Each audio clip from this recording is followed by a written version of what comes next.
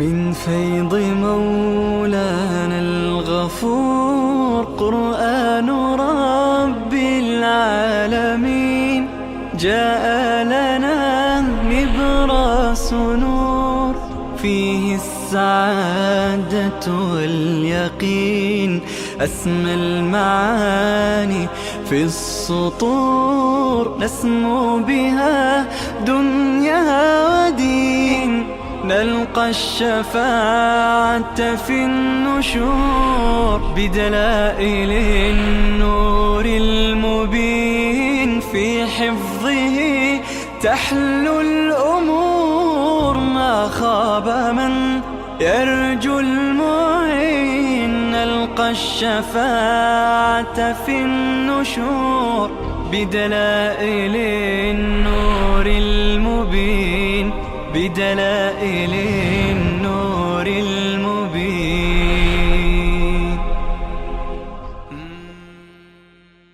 أعوذ بالله من الشيطان الرجيم.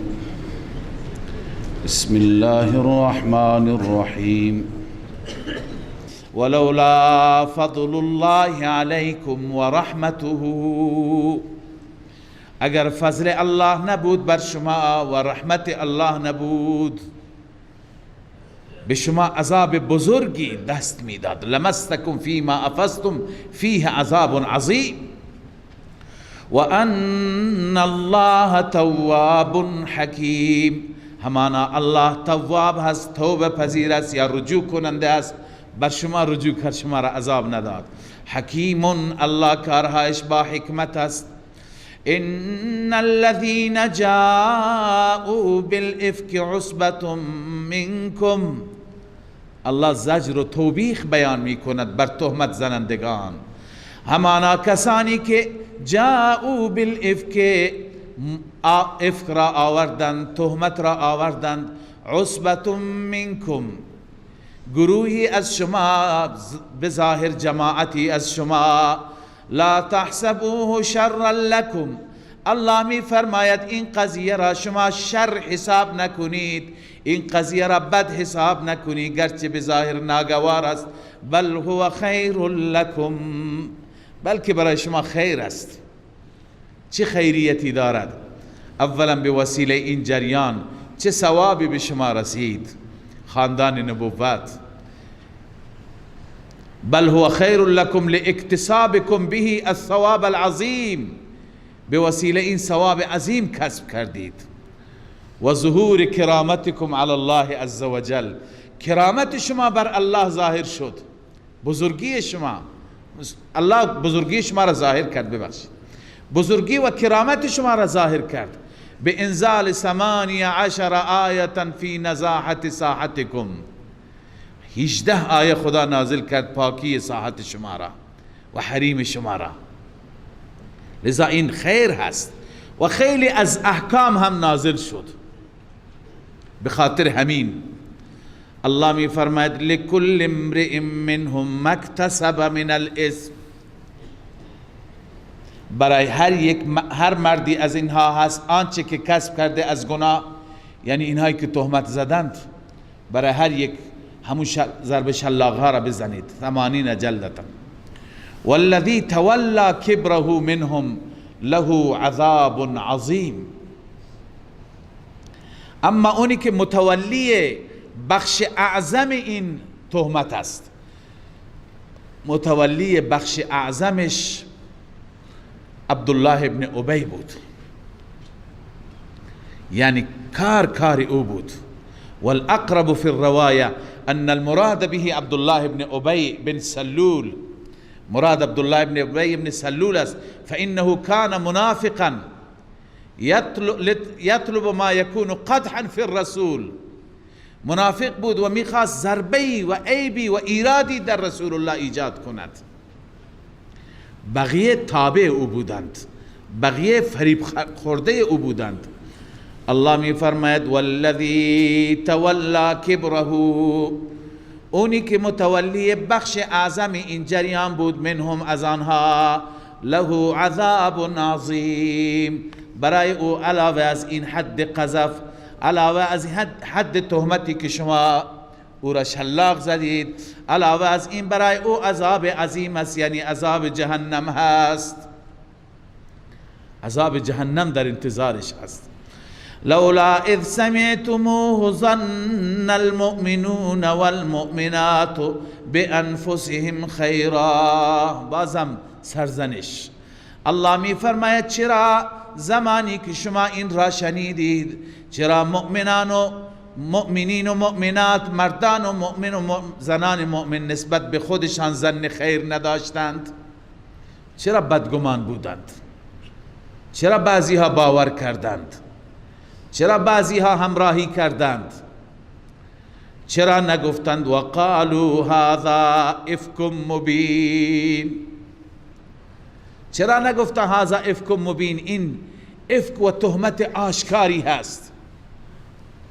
الله سرزنش می کند، توبیخ می کند مسلمانان را. فقط عمر رضی الله تعالی عنه بود که گفت هذا افک مبین، هذا بهتان عظیم. چرا بقیه نگفتند؟ الله می فرماید لولا جاءوا علیه باربعه شهداء. اونهایی که تهمت زدند چرا 4 گواه نیاوردند؟ فاذ لم یأتوا بالشهداء فاولئک عند الله هم الكاذبون. الله می فرماید اگر 4 گواه نیاورند اینها نزد الله کاذبون هستند. کاذبند، دروغ گویانند، دروغگوییشون ثابت شد. ولولا فضل الله علیکم و رحمته فی الدنیا والآخرة. لولا فضل الله اول خواندیم، اونجا جزایش ذکر نشد، اینجا جزایش ذکر، اعاده لبعد العهد است. الله می فرماید اگر فضل الله نبود بر شما و رحمتش، خدا بر شما هم فضل کرد هم رحمت کرد، فی الدنیا والآخرة، هم در دنیا هم در آخرت. در دنیا فضل کرد که به شما مهلت توبه داد، شما را عذاب نداد. حرف کوچکی نبود، باید همه عذاب می گرفتند ولی خدا عذاب نداد. والآخرت، در آخرت بر شما فضل کرد، توبه شما را قبول کرد. شما کوتاهی کردید در رابطه با این موضوع. رسول الله نمیتونست چیزی بگه، اهل بیت رسول الله بود، حریم و ناموس رسول الله بود، شما بقیه چرا؟ لذا باز هم چون الان توبه کردید، در آخرت هم الله فضل کرد با قبولیت توبه. اگر فضل و رحمت نبود لمسکم فیما افضتم فیه عذاب عظیم. می رسید به شما در آنچه که شما فرو رفتید.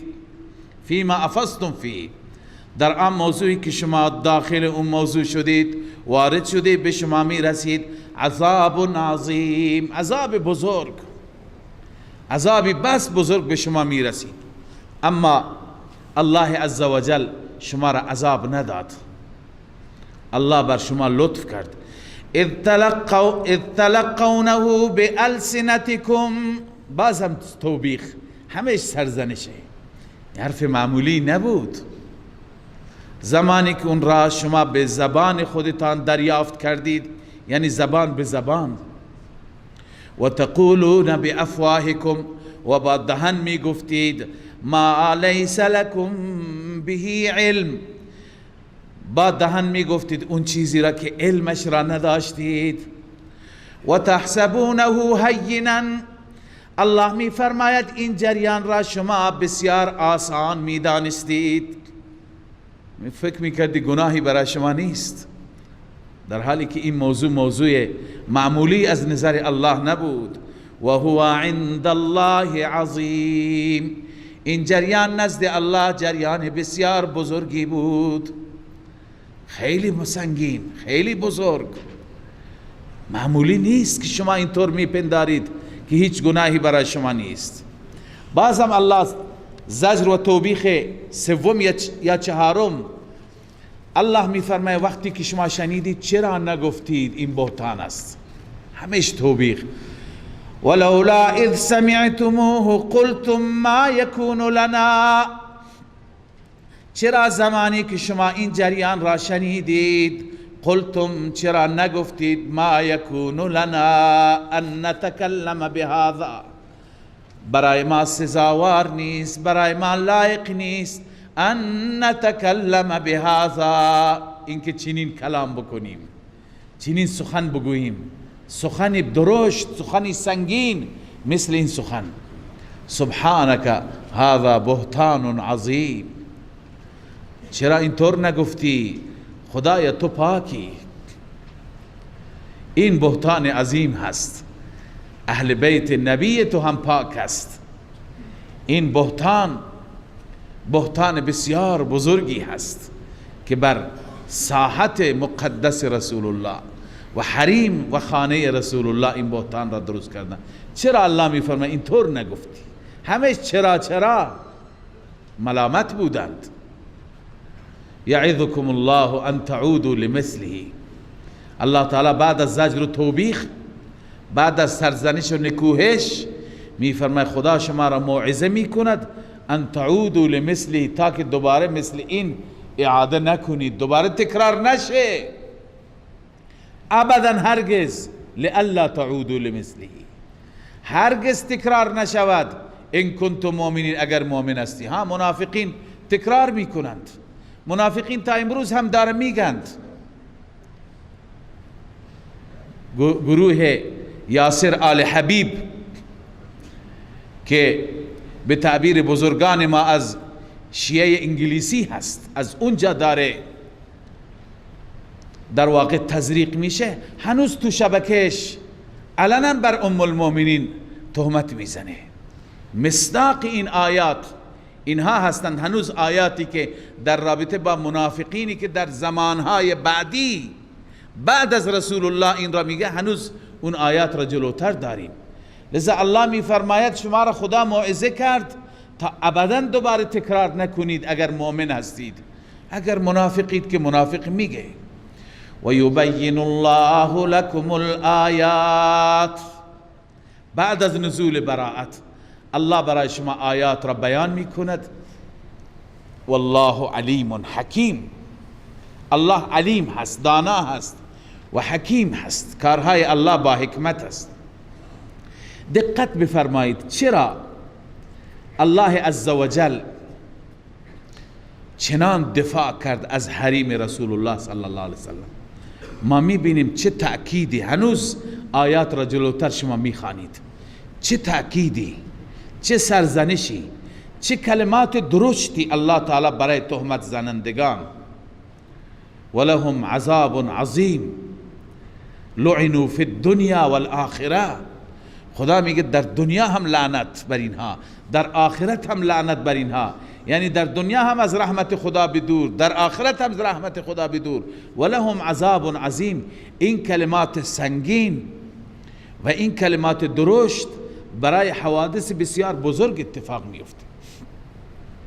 اولا چون که عرض کردم این تهمت در واقع به عایشه نبود، عایشه دخترکی بود 14 ساله.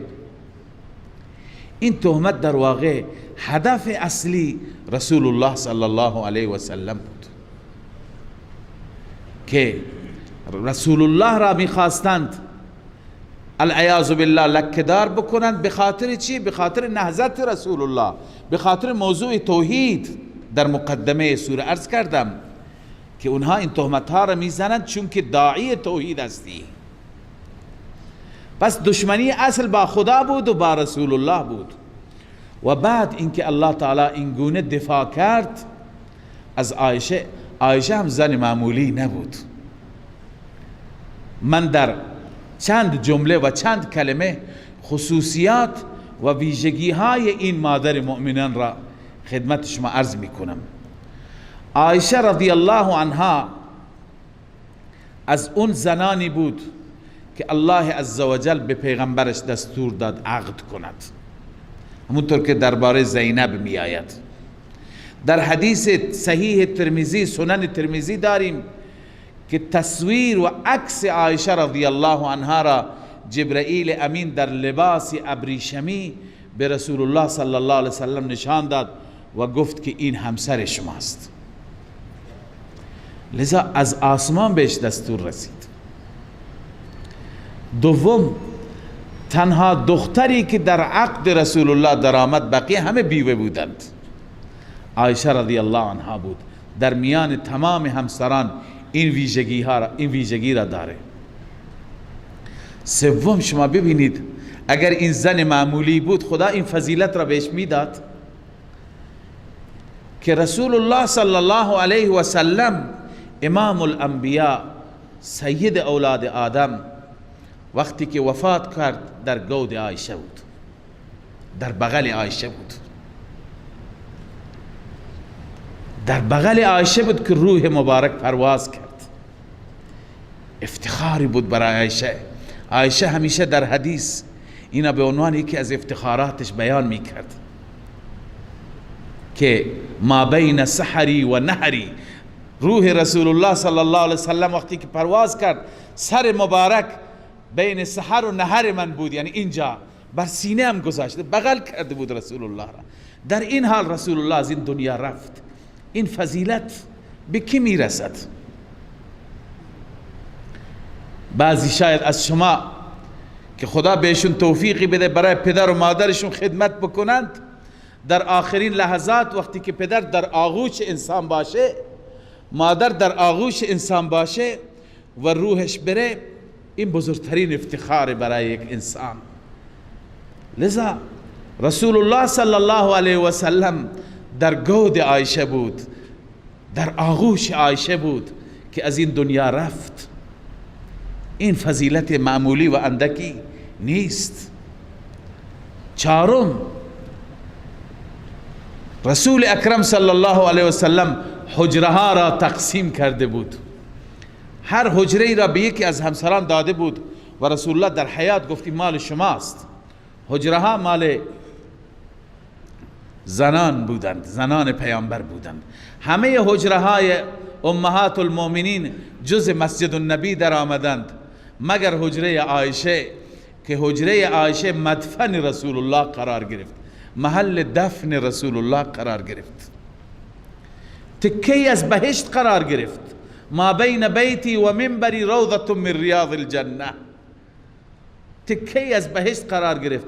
و علما گفتند، علما نوشتند اون قسمت از حجره، اون قسمت از خاک و از زمین که متصل به بدن رسول الله است، از تمام زمین و حتی از بیت الله و حتی از بهشت هم فضیلتش بیشتره. این حجره مال کی بود؟ مال عایشه بود. کسانی که نمیخواهند اینها را قبول بکنند چه توجیهی دارند؟ الله عزوجل حبیبش را در اون خانه دفن کرد. و پنجم، عایشه رضی الله عنها می فرماید بارها اتفاق افتاد من و رسول الله زیر یک پتو و یک لحاف بودیم که وحی نازل می شد. برای هیچ یک از همسران این نبود، این فقط برای عایشه رضی الله عنها بود. و ششم، همین که شما اینجا می خوانید، براءت ایشان مستقیم از آسمان نازل شد. خیلی افراد را در دنیا تهمت زدند. الان ما نمیخوایم چنان مقایسه بکنیم که تنقیص بقیه بشه، بقیه را کم بزنیم، ولی مفسرین نوشتند از جمله کسانی که متهم شدن به این تهمت، یکی یوسف علیه السلام بود، یکی مریم علیه السلام بود مادر عیسی، و یکی عایشه همسر رسول الله صلی الله علیه و سلم. اما برای پاکی یوسف به قول علامه قرطبی که بنده این بحث را در سوره یوسف عرض کردم، طفلی گواهی داد، یا اینکه کسی از خانواده زلیخا، یک مرد عاقلی، مرد فهیم و رشیدی آمد و گفت دلائل را نگاه کنید. یک انسان آمد و عفت و پاکی یوسف را بیان کرد. برای گواهی مریم، پاکی و عفت مریم، اون طفل شیرخوار، طفل در گهوارین عیسی علیه السلام خودش گفت که مادرم پاکه. اما برای پاکی و عایشه، بیان پاکی عایشه و عفت ام المؤمنین رضی الله تعالی عنها، خود رب العالمین آیات را نازل کرد، گویا خدا خودش سخن گفت. این فضیلت معمولی نیست. چه کار میکنند مخالفین؟ چه توجیهی دارند؟ و هفتم عایشه بنت صدیق هست، خلیفه رسول الله صلی الله علیه و سلم، صدیقی که افضل امت بعد از انبیا هست، بهترین امت هست، صدیقی که در قرآن چند جا ذکرش آمده، صدیقی که صحابیتش در سوره توبه شما خواندید، اذ یقول لصاحبه، صدیقی که شما در سوره واللیل خواندید الله عزوجل او را اتقا نامید و سیجنبها الاتقا، متقی ترین انسان، صدیقی که تمام عمرش در خدمت رسول الله بود، مال و جان را فدا کرد، کسی که رسول الله اعلام کرد من همه را، هر کسی که به من احسان کرد پاسخ دادم به غیر از این مرد. اینه مگه خدا جواب احساناتش را بده؟ من نمیتونم. عایشه دختری اون صدیق بود. و هشتمین فقاهت و علم عایشه، بعضی میگن 1/3 علوم، بعضی میگن نصف علوم از عایشه روایت شده.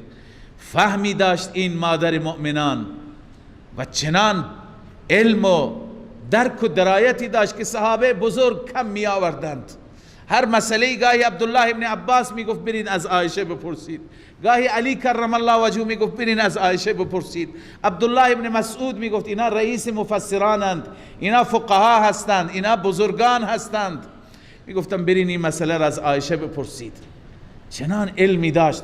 همه صحابه می آمد از پشت پرده ام المؤمنین به ما جواب بده. موسی بن طلحه یکی از بزرگان است، میگه از عایشه فصیح‌تر و بلیغتر و عالمتر ندیدم. لذا الله عزوجل به این زن خیلی خصوصیات داده بود. این از هزاران مرد بهتر بود، این زن معمولی نبود. به این خاطر این آیات در وصفش نازل شد. لذا الله می فرماید ان الذين يحبون ان تشيع الفاحشه و یبین الله لكم الآیات والله علیم حکیم. بعد از نزول براءت الله آیات را برای شما بیان میکنه. الله میداند با حکمت است. دوباره زجر و توبیخ بر گروه منافقان. هدف منافقین از این چی بود؟ اشاعه فساد و فحشا، بدنام کردن. ان الذين يحبون ان تشيع الفاحشه، همانا کسانی که دوست دارند ان تشیع الفاحشه، شایع بشه فاحشه، فواحش یعنی گناهان عام بشه. فی الذین آمنوا، در میان مؤمنان، اونهایی که تهمت میزنند، اونهایی که هرچه به زبانشان میاد میگن لهم عذاب علیم، برای آنان عذاب علیم هست، عذاب دردناک هست. فی الدنیا والآخره، هم در دنیا هم در آخرت. در دنیا هم اونها در واقع مورد حد تهمت قرار گرفتن، شلاق خوردند و مردم از اونها همه متنفرن، به بدی یادش میکنن. در آخرت همچنین. والله یعلم و انتم لا تعلمون، الله میداند شما نمیدانید. ولولا فضل الله علیکم و رحمته، باز هم الله منت میگذارد بر تائبین. بعضی صحابه که اشتباه کردند، ضرب شلاق خوردند، توبه هم کردند. الله میفرماید اگر الله فضل نمی کرد بر شما و رحمت الله نبود، اینجا هم جزا ذکر نیست. چهارمین جا ذکر است، ما زکا منکم من احد ابدا، هیچ کسی از شما پاک نمی ماند. اینجا هم الله می فرماید ما زکا همون جواب هست، هیچ یکی از شما پاک نمی ماند، شمایی که دیگران را تهمت زدید. و ان الله رؤوف رحیم، اما خداوند نسبت به شما رأفت و نرمی دارد، مهربان است، به دلیل قبول توبه شما. توبه شما را الله عزوجل پسندید و پذیرفت. بعد از این الله تعالی موعظه می فرماید، ارشاد و راهنمایی می فرماید مؤمنان را که خلاصه این موعظه این است: این همه راههای بیراهه، این راههای شیطان هست، این در واقع راهنمایی شیطان است. مؤمنان باید از شیطان فاصله بگیرند. یا ایها الذین آمنوا لا تتبعوا خطوات الشیطان، ای مؤمنان شما پیروی نکنید از خطوات شیطان، گامهای شیطان، قدمهای شیطان. و من یتبع خطوات الشیطان، این نتیجه اتباع، نتیجه پیروی. هر کسی که پیروی کند از گامهای شیطان، بداند شیطان به کجا میبرد. فانه یأمر بالفحشاء والمنکر، شیطان امر میکند شما را به فحشاء و منکر، به سوی کار بی‌حفتی، کار نادرست. بازم الله ولولا فضل الله بار چهارم اعاده میکند که جواب این ولولا فضل الله اینجا میاد. ولولا فضل الله علیکم، اگر فضل الله نبود بر شما ای صحابه، و رحمته و رحمت الله نبود، ما زکا منکم من احد ابدا، پاک نمی شد هیچ یک از شما ابدا. ولی الله عزوجل بر شما فضل کرد، توبه شما را قبول کرد، شما را پاک کرد. ولكن الله یزکی من یشاء، الله هست که پاک میگردانه. بنویسی به دلیل توفیق توبه، به دلیل توفیق توبه پاک میگردانه هر کسی را که بخواهد، هر کسی را که الله بخواهد.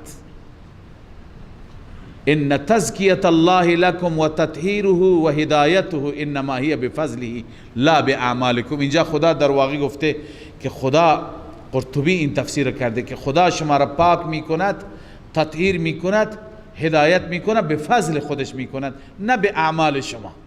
ولولا فضل الله علیکم ما زکا منکم، پس این که شما پاک در آمدید این به فضل الله است، لطف خدا بر شماست. والله سمیع علیم، خداوند میشنود توبه قولی شما را، علیم و ندامت قلبی شما را هم میداند. اونایی که با دهان توبه کردن زبان هم خدا، اونایی که در دل توبه کردن هم خدا میداند.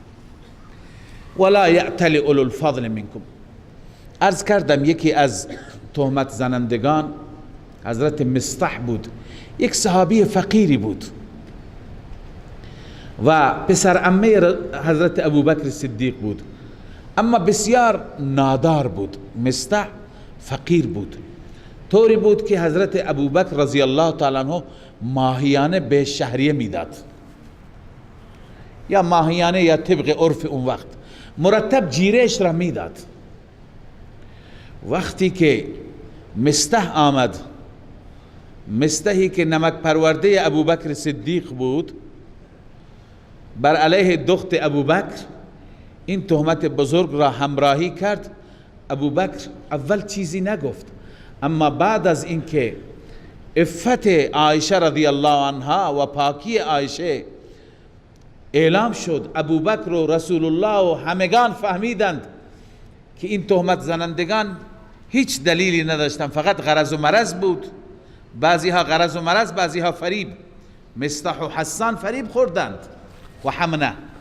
لذا حضرت ابوبکر وقتی که متوجه شد مصطح مقصر است، مصطحی که تمام عرض کردم جیره و خرج خوراکش از ابوبکر است، مصطحی که از نظر فامیلی عموی عایشه به حساب میاد، اون بدون دلیل چنین چیزی بگه، ابوبکر سخت رنجید و سوگند یاد کرد که دیگه به تو هیچی نمیدم، یک درهم هم بهت نمیدم.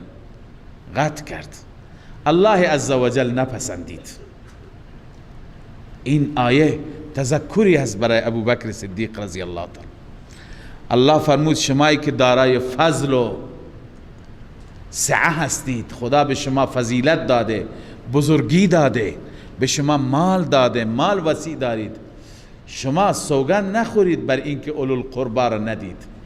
شما دلتون بزرگ باشه، شما درگذر باشید، گذشت کنید، عفو کنید. چیزی که اخلاق در واقع اخلاق الله هست، چون در حدیث آمده تخلقوا به اخلاق الله، به اخلاق الهی شما خودتون را متخلق بکنید. خدای عزوجل بندگان را که در دنیا هرچی میده نگاه نمیکنه این مشرک اون مؤمنه، به مشرک ندم به مؤمن بدم، این دشمن من هست اون دوست منه. نه، الله عزوجل به همه میده طبق تقسیمی که کرده. بس اوقات به دشمنان خودش بیشتر میده. کافران بیشتر دارن میخورند از ما، امکانات بهتری دارند. پس الله عزوجل چیزی که خودش هست و خودش داره به بندگانش همون راهنمایی میکنه. لذا به ابوبکر گفت که شما به خاطر این موضوع که ناراحت شدی خرجش را قطع نکن. شما باید که سینه‌ات گشاد باشه، سعه صدر داشته باشه. بنده همینجا روی این آیه عرض میکنم خدمت بسیاری از عزیزان که خداوند عزوجل به اونها سعه مالی داده، وسعت مالی داده، به خویشاوندان خودشون میدن، به اقربا میدن، سعی بکنه همه را برابر در نظر بگیرن. یکی هست ما را خوشمون میاد از او، مثلا 2 تا برادر هستند، هر 2 برادر منند، از یکی خوشم میاد به او زیاد بدم، از یکی خوشم نمیاد ندم. این کار را نکنم. یکی مثلا پایبنده، یکی پایبند نیست، نه خیر. وقتی که برادر شما هستند، خویشاوند شما هستند، به فرزندان خودتون چیزی میدهید برابر بدهید. یک فرزندی طبق میل شماست، دل بخواه شماست، دوستش داری، به اون بدی. اون یکی که دوستش نداری ندی. این کار را نکنید. این از اون سعه صدر نیست، این از اون وسعت دید نیست، بلکه وسعت دید اینه که نگاه نکن کدوم یک طبق میلت هست، طبق دل بخواهت هست، کدوم یک نیست. به همه بده، به همه برابر بده، هم به خویشاوندان، هم به فرزندان، هم به برادران، هم به بقیه فقرا. بعضی وقت مردم میپرسند که یه فقیری هست در همسایگی ما نماز نمیخونه، جایز است چیزی بهش بدیم؟ بله، اون باید، اون که نماز نمیخونه باید از گرسنگی بمیره. الله عزوجل به اون هم میده، شما هم بدید بهش. لذا شما نگاه بکنید چه کسی شرایط دادن را داره. شرایط دادن از فقر است، نه نماز خواندن. خب نماز خوان بهتره، ولی معناش این نیست که انسان دیگه هر کسی که عمل نمی کرد بهش اصلا نده، قطع بکنه. اینجا هم به خاطر مصطح الله عزوجل تذکر میده ولا یأتل اولو الفضل منکم، سوگند نخورد، قسم نخورد اولو الفضل از شما، کسانی که دارای فضل و بزرگی هستند. ابوبکر صدیق رضی الله تعالی عنه بزرگی دینی داشت، بعد از رسول الله خلیفه رسول الله شد، لذا از بزرگان بود. و سعت، اونهایی که الله تعالی به اونها سعه داده، سعه یعنی وسعت مالی، فراخی مالی، اونها سوگند نخورند به این که ان یؤتوا اولی القربا، به خویشاوندان بدند، یعنی ندن. منظور سوگند خورده که سوگند نخوره که بده، چنین سوگندی نخورد که بده به خویشاوندان، به مساکین، به مهاجرین فی سبیل الله. این هر 3 صفت را مصلح داشت، هم خویشاوند بود، هم مسکین بود، هم مهاجر فی سبیل الله بود. لذا شما سوگند نخورید برای ندادن به این. چیکار کنیم؟ ولیعفو ولیصفحوا، باید عفو کنند، باید در گذر باشند. سبحان الله، گذشت چه چیز جالب و زیبایی هست. ولیعفو بنویس از ته دل، ولیصفحوا با زبان، یعنی هم از ته دل ببخشید، هم با زبان ببخشید. باز خدای عزوجل ترغیب داده، تو که نمی بخشی، گرچه مفهوم این آیه نیست، مفهوم مخالفش هست. ما خودمون را میگیم، ما که نمی بخشیم هم دیگر را، چگونه انتظار داریم خدا ما را ببخشه؟ الله عیناً همین سوال را میکنه الا تحبون ان یغفر الله لكم، آیا دوست ندارید خدا شما را ببخشد؟ دوست داری؟ پس تو هم ببخش. الا تحبون ان یغفر الله لكم، آیا شما دوست ندارید اینکه الله شما را ببخشد؟ والله غفور رحیم، الله بخشاینده و مهربان است. وقتی که این آیه نازل شد الا تحبون ان یغفر الله لكم، در حدیث بخاری و مسلم آمده ابو بکر گفت والله انی احب ان یغفر الله لی، والله انی احب ان یغفر الله لی، قسم به خدا، سوگند به ذات جلاله، دوست دارم خدا منو ببخش. و در روح المانی آمده بلا والله یا ربنا انا لنحب ان تغفر لنا، رب من، پروردگار من، سوگند به ذات تو، دوست دارم مرا ببخشی. پس ابوبکر فوراً جواب مثبت داد، فوراً اجابت کرد و بعد از اون جیرش را ادامه داد و از مستح درگذر کرد. لذا الله فرمود الا تحبون ان یغفر الله لكم والله غفور رحیم، خداوند بخشاینده و مهربان است. ان الذين يرمون المحصنات الغافلات المؤمنات، سبحان الله، باز هم زجر و توبیخ، اما این بار همراه با تخویف اخروی. عذاب آخرت تهمت زنندگان را الله بیان می فرماید. ان الذين يرمون المحصنات الغافلات المؤمنات، این صفات عایشه هستند. همانا کسانی که یرمون المحصنات، تهمت میزنند زنهای پاک دامن را. ببین پاک دامنی از جانب الله تایید شد، هر کس قبول نکند آیه قرآن را قبول نکرده. الغافلات، اونهایی که غافل و بیخبر هستند، از این تهمت بیخبره، نمیدونه برای من تهمت زدند. المؤمنات، اونهایی که مؤمنه هستند، برای ایمان الله گواهی داد. چه فضیلتی بالاتر از این فضیلت میتونه باشه؟ لعنوا فی الدنیا والآخرة، این تهمت زنندگان مورد لعن قرار گرفتن در دنیا و آخرت. ببینید این بار چندم هست. قبلا هم الله تعالی فرمود ان الذين يحبون ان تشيع الفاحشه لهم عذاب علیم فی الدنیا والآخرة. باز هم گفت آیا این تکرار نیست؟ این همه تکرار.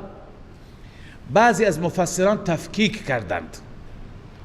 چگونه تفکیک کردند؟ گفتند که اون اولی که گذشت اون مربوط به اون تهمت زنندگانی هست که قبل از اینکه عفت عایشه بیان بشه، قبل از اینکه آیات الهی نازل بشه تهمت زدند. این آیه در رابطه با اونهایی هست که با وجودی که آیات نازل شده باز هم میگن. منظور اینجا کی است؟ منافقین. اونهایی که با وجود نزول آیات هنوز همین اعتقاد را دارند، همین باور را دارند. پس اگر این توجیه درستی هست که هست، تکرار آیات را کم می کند، پس یکی از بهترین مصادیق این آیه، مصداق اصلی این آیه، علاوه از عبدالله ابن ابی و گروهش که بعد از اون هم با خود چیزهایی می گفتن در مجالس خودشان، منافقین زمان ما مثل یاسر الحبیب، این ملعون که تا به امروز صراحت داره میگه بر علیه ام المؤمنین عایشه، و کسانی که این عقیده و این تفکر را دارند دستهایشون می نویسند. اینجا الله از گواهی دستها هم گفته، دستهایشون می نویسند، فکرشون کار می کند، مقاله می نویسند. لذا الله می فرماید اینها همه مورد لعنت. ببینید آیات را، الله عزوجل عالم الغیب هست، عالم بما کان و بما یکون است. آنچه که در تا قیامت اتفاق میفته الله میدانه. گویی الله عزوجل شرایط امروز زمان ما را در نظر گرفته و این آیه را نازل فرموده.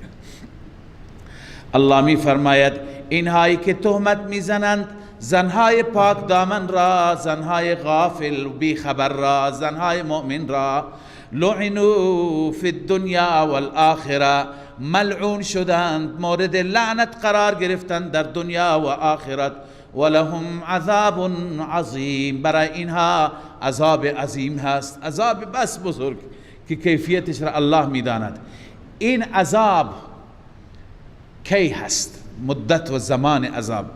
یوم تشهد علیهم، این متعلق لعنو هست، مورد لعنت و نفرین در آن روز، در آن روزی که تشهد علیهم السنتهم، روزی که زبان خودشان بر علیه خودشان سخن میگوید، و ایدیهم، دستهای خودشان بر علیه خودشان گواهی میدهد. عرض کردم دستهایی که نوشتند، دستهایی که خیانت و جنایت کردند، اینها بر علیه خودشان گواهی میدهند. و ارجلهم، و پاهایشان هر اقدامی کرده در این رابطه اونها گواهی میدهند. بما کانوا یعملون، گواهی میدن به آنچه که اینها عمل کردن در دنیا. یومئذ یوفیهم الله دینهم الحق، اون روزی که خدا کاملا به اونها پاداش میده. دین به معنی جزا هست، دینهم الحق یعنی جزای واقعی اونها را، کیفر واقعی اونها را الله بهشون میده. اون روز به عذاب خدا گرفتار میشوند. اینجا در دنیا مغرورند، اونجا میدانند و یعلمون ان الله هو الحق المبین، میدانند که الله ذاتی هست حق و مبین، آشکار، یعنی حقانیتش آشکار است.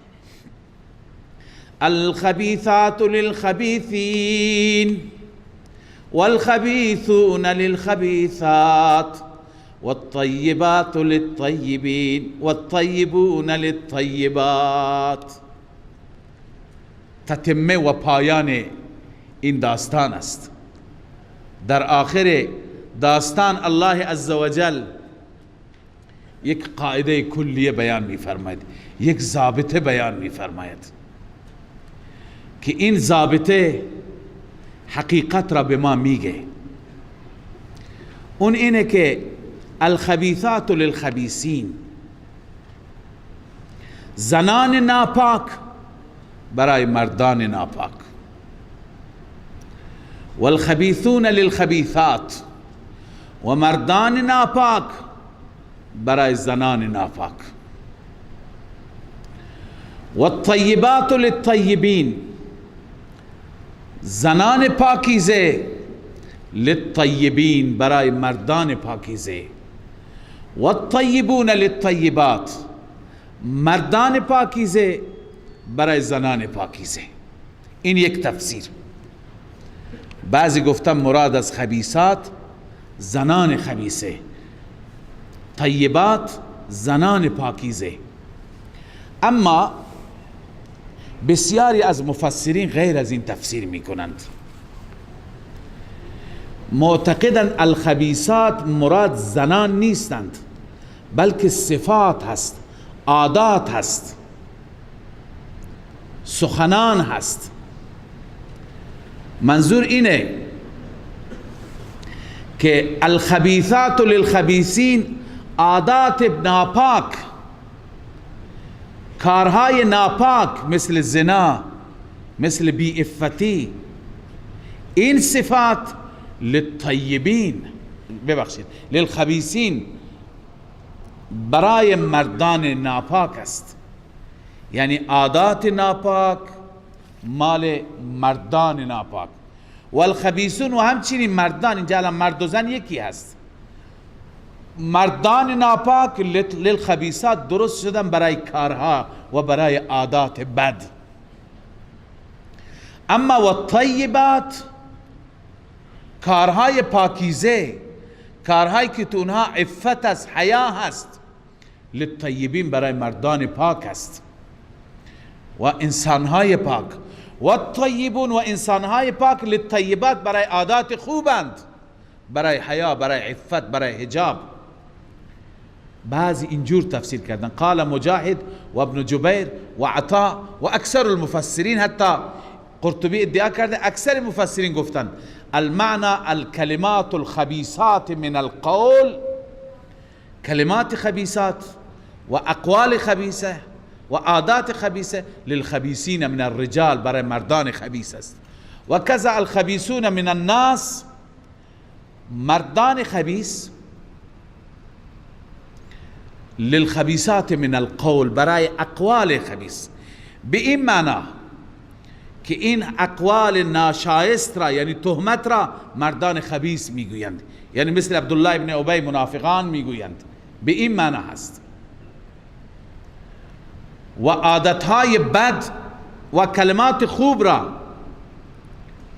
کلمات خوب مثلا در این جریان چی بود؟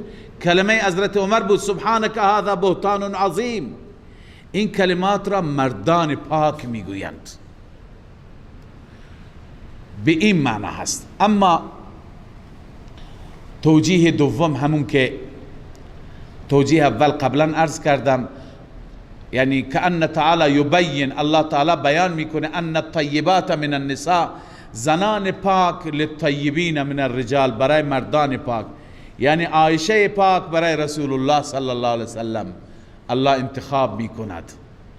ولا احد اطیب ولا اطهر من الرسول صلی الله علیه وسلم، هیچ انسانی اطیب و اطهر و پاکتر از رسول الله وجود ندارد. فازواجه اذن لا يجوز ان یکفى الا الطیبات، پس همسران رسول الله هم کف نمی شوند. هیچ کسی کف رسول الله نمیشه مگر طیبات کفش میشند، پاکیزگان مثل عایشه، مثل خدیجه، مثل حفصه، اینها هستند. لذا بعد از اینکه الله این را فرمود، در پایان این جریان میفرماید اولئک مبرؤون مما یقولون، این افراد پاکند. اولئک یعنی هم عایشه هم صفوان، به اون صحابی مظلوم هم تهمت خورد، اونها پاک هستند. مما یقولون، از آنچه که این منافقان میگویند، اینا پاکند، بدورند. اما اینهایی که این تهمت بهشون زده شد و تحمل کردن، لهم مغفرت و اجر عظیم و رزق کریم، برای اینها مغفرت هست و رزق کریم هست، رزق معزز هست. الله عزوجل به اینها رزق معزز میده در بهشت در قیامت و مغفرت، که این چنین تهمتی بر اینها از طرف منافقین وارد شد. صدق الله مولانا العظیم. من فيض مولانا الغفور قرآن رب العالمين، جاء لنا نبراس نور فيه السعادة واليقين، أسمى المعاني في السطور، نسمو بها دنيا ودين، نلقى الشفاعة في النشور بدلائل النور المبين، في حفظه تحلو الأمور، ما خاب من يرجو المعين، نلقى الشفاعة في النشور بدلائل النور المبين، بدلائل